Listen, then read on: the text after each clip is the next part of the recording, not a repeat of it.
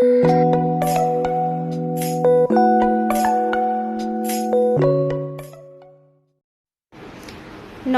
বন্ধুরা, আমি চলে এসেছি আজকে একটা খুব সহজ প্রসেসে তৈরি করা যাবে এরকম একটা কেকের রেসিপি নিয়ে।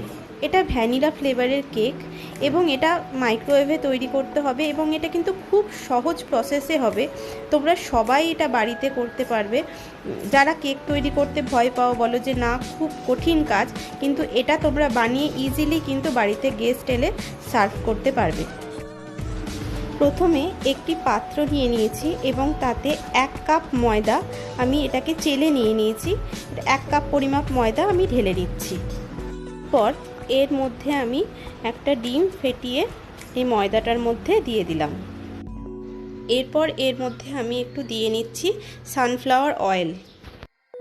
এবার এই মিশ্রণটির মধ্যে আমি দিয়ে দিলাম পরিমাণ মতো দুধ। এটা তোমরা অল্প অল্প করে দিও। এবার এই ব্যাটারটিকে কিন্তু খুব ভালো করে ফেটিয়ে নিতে হবে, ভেতরে যেন কোনো রকম কোনো লাম্পস না থাকে। দেখো, এটা করতে একটু সময় লাগবে, আর দুধের পরিমাণটা তোমরা কিন্তু পরিমাণ বুঝে অল্প অল্প করে দিতে থাকবে আর ব্যাটারটাকে তৈরি করতে থাকবে। এবার এর মধ্যে দিয়ে দিলাম 1 চা চামচ বেকিং পাউডার।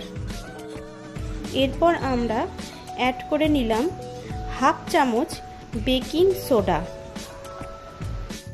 দিয়ে দিলাম 1 চা চামচ মতো ভ্যানিলা এসেন্স। ভালো করে বিট করে নেওয়ার পর দেখো আমাদের কিন্তু কেকের ব্যাটার রেডি।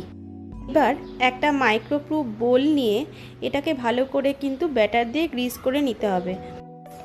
এবার এই কেকের ব্যাটারটাকে কিন্তু আমরা এই মাইক্রোপ্রুফ বোলটার মধ্যে ঢেলে নিচ্ছি এবং এটা কিন্তু এই অর্ধেক মতোই ঢালতে হবে, গোটাটা ঢালা যাবে না। তার কারণ এটা কিন্তু যখন ফ্লাপি হবে তখন এটা গোটা বোলটাই এটা ভরে যাবে। এবার আমরা এই ব্যাটারটার ওপরে ক্রাশ কাজু ছড়িয়ে দিচ্ছি।